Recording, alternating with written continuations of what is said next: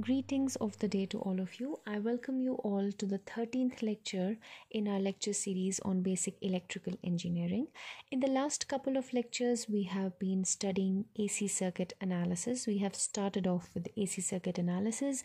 We basically understood how DC and AC signals are different from each other and why we generally tend to choose sinusoidal AC signals, where our voltage and current signals are sine waves or cosine signals, basically derivatives of the sine waves itself. And we also studied the concept of impedance in AC circuits, how inductors, capacitors and resistors offer different types of impedances in AC circuits, especially L and C. They offer impedances that depend upon the frequency of the supply. And we also discussed phasor representation of AC signals, how a sine wave or a cosine wave can be represented by a phasor, which is a complex representation of a sine wave, and it simplifies mathematical treatment and analysis of AC circuits. Before we proceed further, I'll have a quick recap. We know that any voltage, sinusoidal voltage signal, say a cosine signal, can be represented as Vm cos omega t plus theta, where omega represents its angular frequency, theta is the phase, Vm or Vmax is the peak value of the cosine signal. Now this is the time domain representation, or V of t as you may call it, small v. The small alphabets are generally used for time domain representations, please remember that. And the same thing, the same signal can also be represented in the phasor domain as Vm at an angle of theta. Please know that the angle is preserved only when you are talking about the cosine signal. We have done the mathematical analysis of this. However, if it is a sine signal, so it is, suppose the given signal is Vm sine of omega t plus theta, then you may first convert it into a cosine signal, which is Vm cos of omega t plus theta minus 90, and then the equivalent phasor, this is your time domain representation, the equivalent phasor of the same signal will be Vm at an angle of theta minus 90. So this is a phasor, the right hand side represents the phasor representation of a signal, and the left hand side is simply the time domain representation. We also discussed about the concept of impedance, how it is equal to simply the resistance when you are talking about a resistive circuit. If the circuit is inductive, then it is j omega L, where j is nothing but iota. We use the term j because I tends to be used more often for currents. Just to avoid confusion, we use J, and omega is of course the angular frequency. If the circuit is purely capacitive, then the impedance is 1 upon j omega c, or you may say minus j by omega c. Right? So we have discussed all of that. Now let's proceed with some further analysis. You need to know that when we talk about AC circuits, we have to simply proceed just like we proceeded with the, DC circuits, which means that all the Kirchhoff's laws are still equally applicable to AC circuits as they were applicable to DC circuits. Not just the Kirchhoff's laws, but all your nodal analysis, your mesh analysis, your superposition principle, the Thevenin and Norton theorems, source transformations, whatever we have studied for DC circuits, it is preserved and equally applicable to AC circuits. However, when we were doing all the analysis for DC circuits, we were always considering algebraic sums. We were simply adding and multiplying real numbers. But in this context, we know that we are dealing with time varying sinusoidal signals which are represented through complex numbers, and therefore we are now going to do phasor sums or complex sums. So our impedances will not have just real values, but also they will have a real as well as an imaginary part. Let's start with Kirchhoff's law. You already know that in terms of KVL, we know that the algebraic sum of all the voltages in a circuit is equal, around a loop is equal to 0. This is your KVL. The same thing is applicable to your AC circuits as well, but now these voltages here are time dependent equations, so time dependent functions. So these are V1t, V2t, V3t, V so on till Vnt. They are sine waves that are continuously varying with time. This is if you talk about the time domain, but like I said, phasor domain is much more easier. So you can simply say that the phasor sum of all the voltages, AC voltages of course, in a circuit is equal to 0, right? So the same time domain signals, when they are represented by their equivalent phasor representations, then you can simply apply Kirchhoff's laws, and then you will have to do a complex sum of all these values.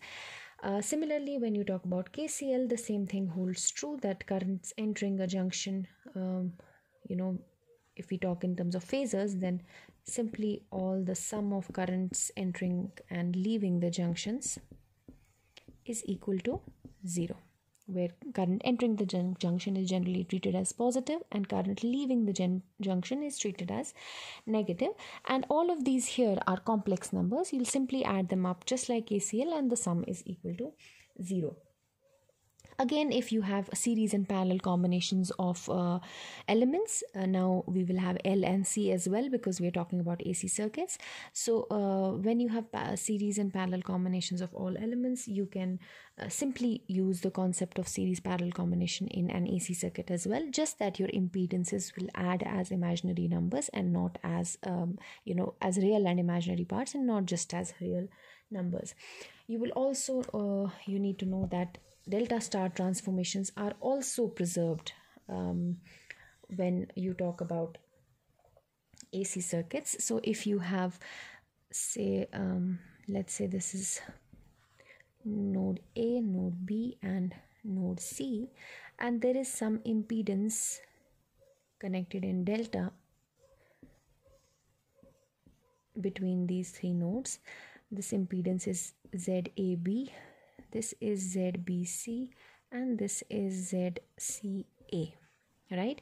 And you need to know that these impedances will obviously have real as well as imaginary parts when you talk about inductors, capacitors especially. And then you have an equivalent Y network of the same. The black one is the Y network, and this one you can call as ZA, this one as ZB, and this is connected to node B, and this one as ZC because it is connected to node C. Now let's do Y delta transformations. Instead of having resistances, we have impedances, and these impedances have real and imaginary values. That is the only difference. Rest, everything remains the same. So if we do Y delta transformations, which means I have the Y impedances, I have ZA, ZB and ZC, and now I want to calculate ZAB, ZBC and ZCA, then I can write ZAB is equal to, just like you did it in DC circuits with resistances. Now the same thing you will repeat with impedances. ZAB in this case will be equal to ZAC plus ZBC plus ZAC plus ZBC plus ZAB, right? ZAC you can also write as ZCA, yeah.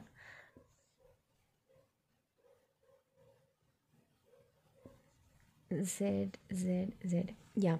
So ZAB will be equal to product of these two, ZAZC, ZBZC and ZAZB, divided by the one that is opposite to the one you're calculating, so ZC.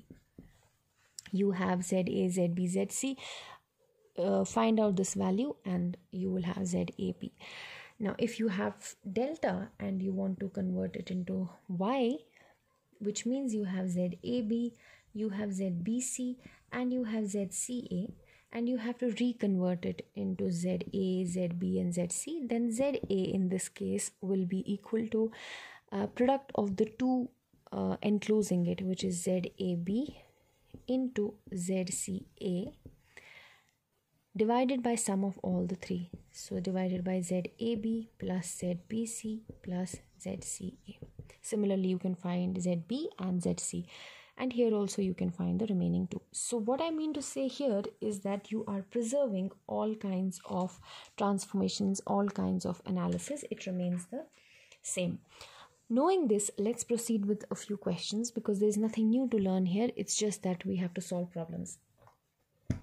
So let's take a small example.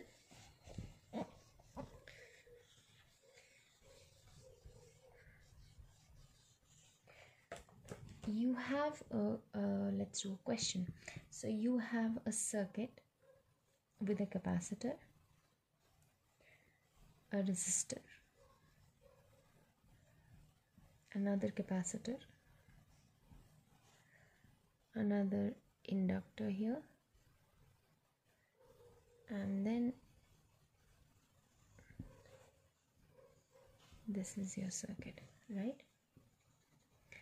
These are terminals A and B, and you have to find the impedance between A and B, that is Z, for a given frequency, because now you know that you have L and C. The impedances offered by them will depend upon the frequency of the supply, and suppose the frequency of the supply is 20 radians per second. It is angular frequency, not in hertz but in rad per second. So that is simply 2 into pi into whatever your frequency in hertz is given. So that is your conversion from hertz to radian per second. Okay, so this value is 1 millifarad. This value is also 1 millifarad. This is 200 ohm. This is 8 Henry, and this is 100 ohm, right? So we have to find the impedance. Let's first find this impedance. This one will simply be equal to, let's call it Z1 or whatever you want to call it. It will be equal to 100. They are in series, so they'll add up. The impedance offered by the resistance is simply 100, but that offered by the capacitance will be minus J by the value of the capacitance into omega C. So omega is 20 and value of capacitance is 1 millifarad. So 20 into 10 to the power minus 3. Or I can say 20 into 10 to the power minus 3. If I take it up, it becomes minus J times 50. Right? And now I have to find the impedance of this shunt branch, which is just the capacitor. It will simply be equal to minus J by omega C, which is minus J by omega is 20, C is 10 to the power minus 3. This is also minus 50 J. So the impedance of the capacitor is minus 50 J. And the impedance of this combination, it is a resistor plus inductor. Resistor will offer simply 200 ohm and inductor will offer J omega L. So J omega is 20, L is 8, 20 into 8, that is 160. So this is the impedance offered by your R and L. Now if you check everywhere, your impedances are in the form of R plus JX. Here obviously R is 0, but this is R, this is JX. So X is the reactive element of your impedance, which always comes, the imaginary component, it always comes from an inductance or a capacitance. So this is contributed by the inductance here. This J, or the imaginary part, which you call as a reactance, is introduced by the capacitor. Here this minus J is introduced by the capacitor again. Also you need to know that minus J is introduced by the capacitors and plus J is introduced by the inductors, and all the real parts of your impedances are introduced by the resistances. Now let's simply do a random series parallel, usual series parallel combination. So you have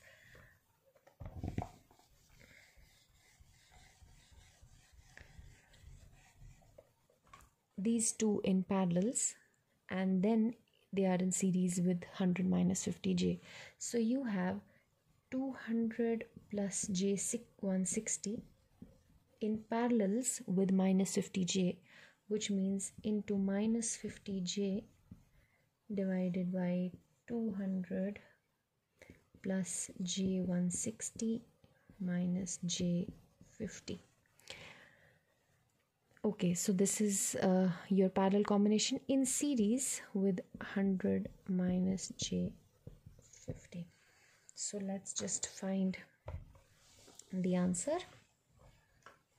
You'll again go into, you'll open your calculator, switch on the on button, go to mode, then select 1, type 1, because the first option is complex, and then once you have selected complex, sorry, the first is simple computation, second is complex, number 2 is complex, so you press 2, so you're now in complex analysis. Now you simply write 200 plus, in brackets of course, 200 plus 160 iota. How do you write iota? Shift and this key which has iota at the top. 200 plus j160 into minus 50 iota divided by 200 plus 160 minus 50 is simply 110, so plus 110 iota. We divided it by this, and then we add the series part, that is plus 100 minus 50 iota. It is 109.59 minus 105.278 J. So this is the complete impedance of the circuit. Yes, it has a real part, the resistive part, and it also has a reactive part, X, which is, provided by the inductances and capacitances. Although your circuit had inductances as well as capacitances, but the effective impedance of the circuit is more capacitive. If you see, it has a minus J component, so it is more capacitive than inductive. Okay, now let's do a slightly more difficult question, and that question will be based on nodal analysis.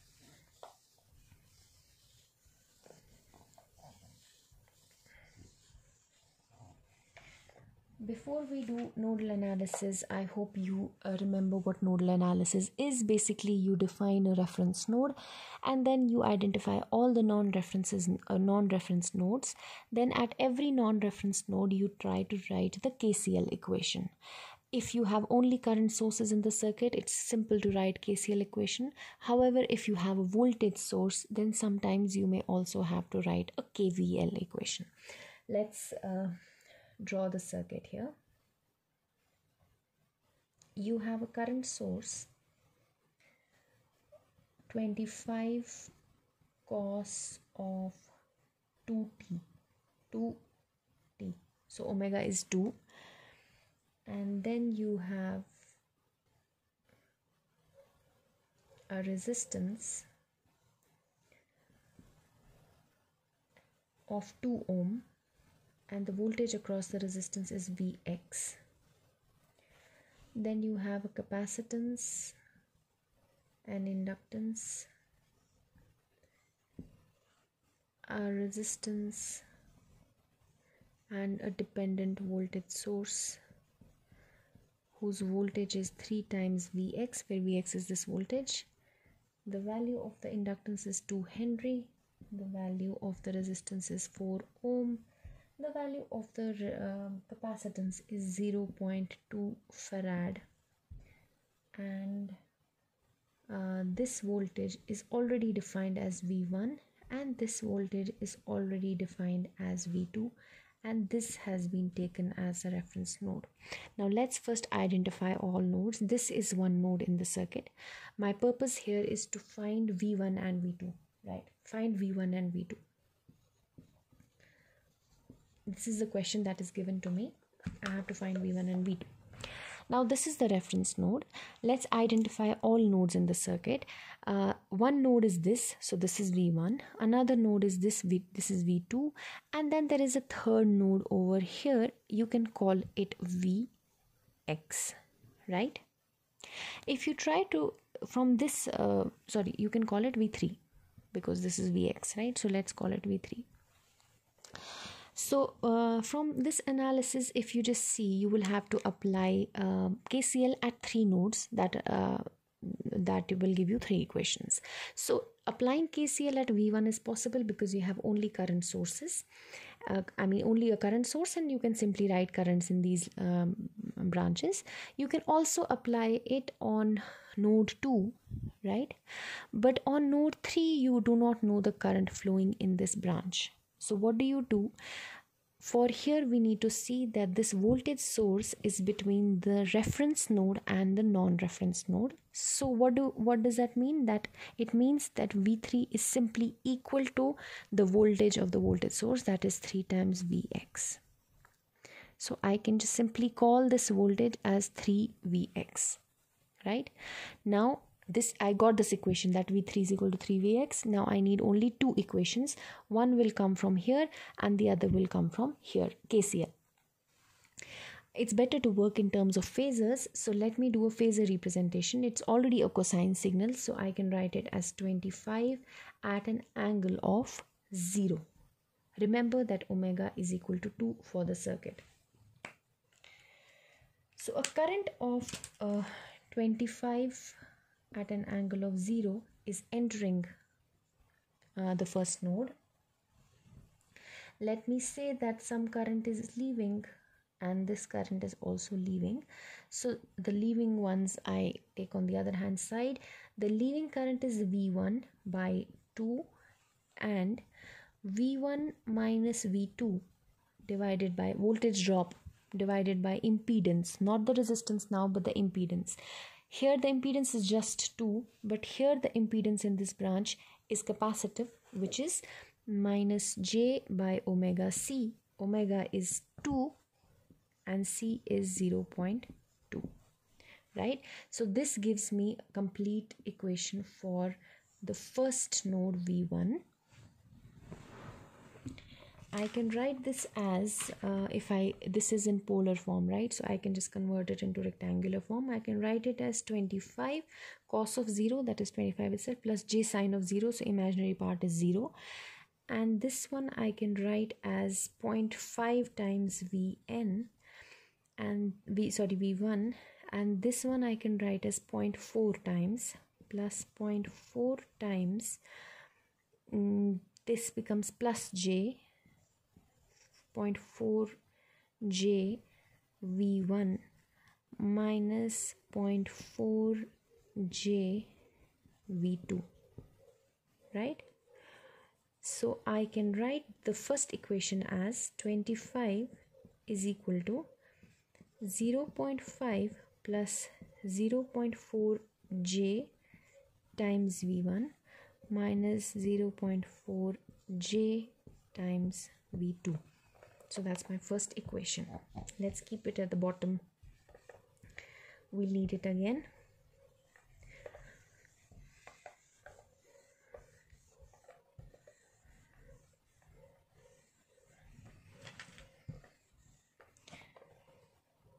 Now let's write a second equation for V2. This current is entering the node V2 and the current is V1 minus V2 divided by the impedance, which is minus j by omega c, that is 2 into 0.2. This is entering the node, so I take it as positive. And on the other hand, I can say currents are leaving the node, right? So the current leaving this node will be V2 by j omega L, which is j into 2 into 2. And the current leaving from here will simply be equal to V2 minus 3Vx upon, because this voltage is simply 3Vx from the basic principle of nodal analysis, divided by 4 because this is just a resistance, right? Now you will say that you have two equations but three variables. How three variables? You have V1 and V2 and you also have Vx. But if you observe closely, V1 is simply equal to Vx here, right? V1 is the voltage between this point and the reference node, which is nothing but Vx, right? So I can write Vx as V1. Now let's solve this a bit. This becomes 0.4j. So this is 0.4j V1 minus 0.4j V2 is equal to minus j. 1 by 4 is 0.25. Yeah, 0.25 V2 plus 0.25 V2 minus 0.75 V1.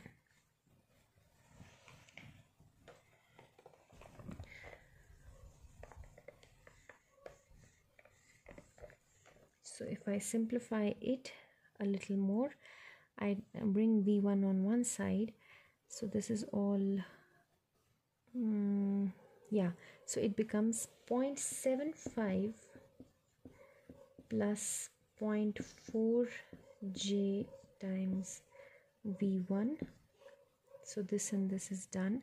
And then if we take V2, it becomes 0.25. So minus 0.25, because it comes on the other hand, minus plus, so 0.15 j. Please don't forget j is wherever they are iota, times V2 is equal to 0. So I have one equation and I have another equation, but my coefficients of V1 and V2 are not real numbers but imaginary numbers. This is the only difference between AC circuit analysis and DC circuit analysis, that while there you were doing with simple algebraic sums, here you are dealing with complex sums, phasor sums.